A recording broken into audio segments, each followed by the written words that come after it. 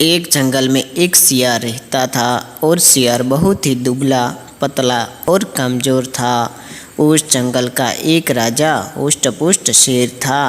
शेर जब भी शिकार करता था सियार उसे देखता ही रहता था। एक दिन सियार हिम्मत करके शेर के पास जाता है और कहता है, महाराज महाराज की जय हो। महाराज, आप दिन भर शिकार करके थक जाते होगे, मुझे अपनी सेवा में रख लीजिए।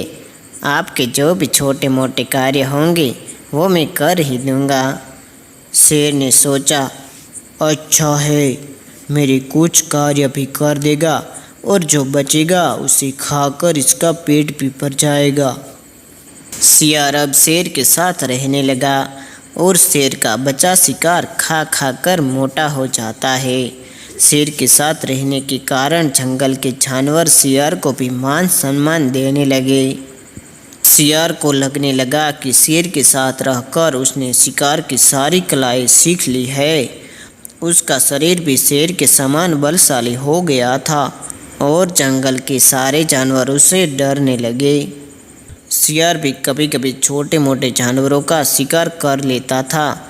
एक दिन जंगल में कहीं से जंगली हाथियों का एक झुंड आ गया और सियार को लगा कि वह भी जंगली हाथियों का शिकार कर सकता है। शेर जंगली हाथियों के शिकार की तैयारी कर ही रहा था, तभी सियार कहता है, महाराज, अब मैं भी आपके समान बलशाली और आपके जैसा शिकारी बन गया हूँ। इस बार जंगली हाथियों का शिकार मैं ही करूँगा।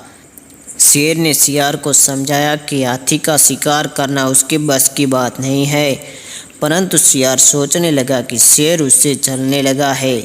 सियार ने हाथियों के शिकार का मन बना ही लिया और शिकार के लिए निकल गया। जैसे ही जंगली हाथी का एक झुंड आया, सियार ने उस झुंड के एक हाथी पर हमला कर दिया। जंगली हाथी ने सियार पर अपनी सूंड से हमला कर दिया और उसे फेंक दिया। हमले में सियार बुरी तरह से घायल हो गया। शेर दूर से खड़ा होकर ये सब देख ही रहा था और शेर को लगा कि हाथी अब सियार को मार ही डालेगा। तब शेर ने चाहकर सियार की जान बचा ही दी। अब सियार को समझ आया कि शेर शेर ही रहता है और सियार सियार।